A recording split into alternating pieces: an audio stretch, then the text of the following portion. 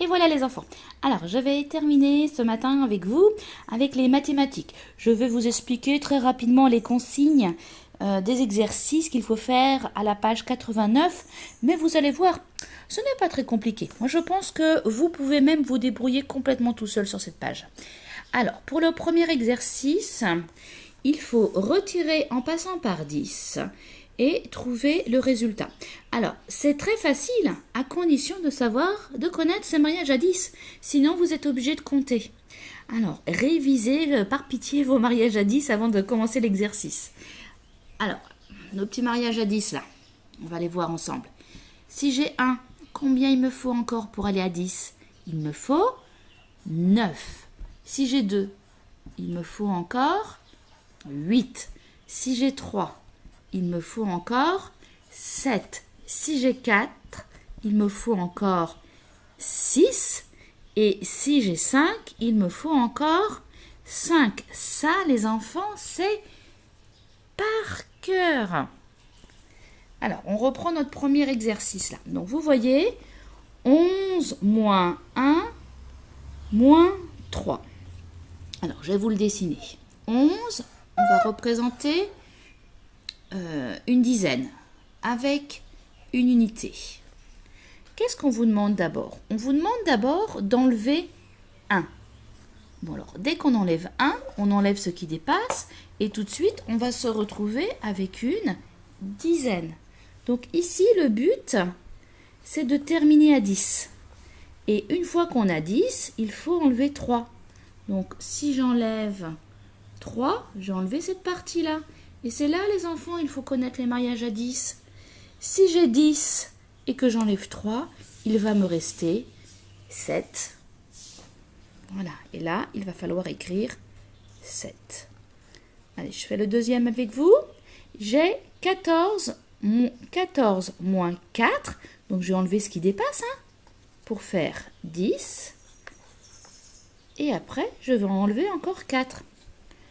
En fait, je vais faire 14. 14, c'est 10 et 4. On enlève une première fois 4 pour se retrouver juste avec 10. Et on vous demande d'enlever une seconde fois 4. Donc là, mariage à 10. Il faut enlever cette partie-là. Toc, toc, toc, toc. Alors, si j'ai 10 et que j'enlève 4, il va me rester, et oui, 6. Si j'ai 10 et que j'enlève 4, il va me rester 6. Et voilà les enfants. Donc, à vous de le faire. Et donc, vous voyez, à chaque fois, dans le cercle rouge, là, il faut se retrouver à 10 et après utiliser ses connaissances sur le mariage à 10. Ensuite, vous avez 3 petits problèmes. 3 petits problèmes qui ne me semblent pas très compliqués. Maman a 13 € dans son porte-monnaie. Elle achète un gâteau qui coûte 2 €. Combien reste-t-il dans son porte-monnaie? Bon, bien les enfants, quand on dépense de l'argent, à votre avis, on en a plus ou on en a moins? Bon, réfléchissez.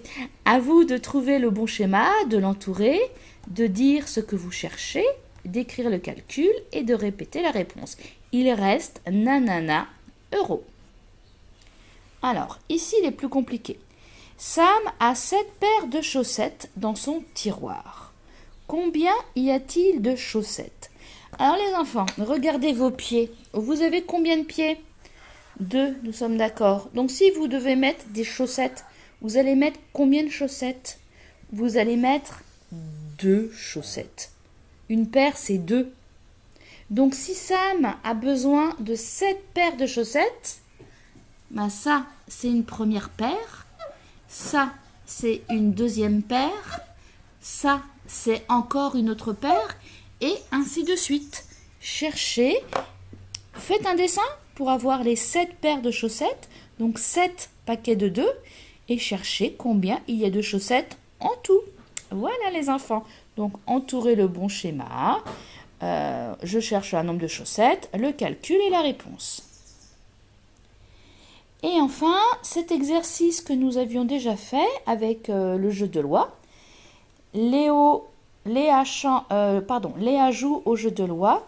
Elle lance les dés et obtient un 6 puis un 5. de combien de cases doit-elle avancer? Donc elle avance d'abord de 6 et encore de 5. Combien cela fait de cases en tout? Vous voyez le signe, vous voyez ce qu'il faut faire.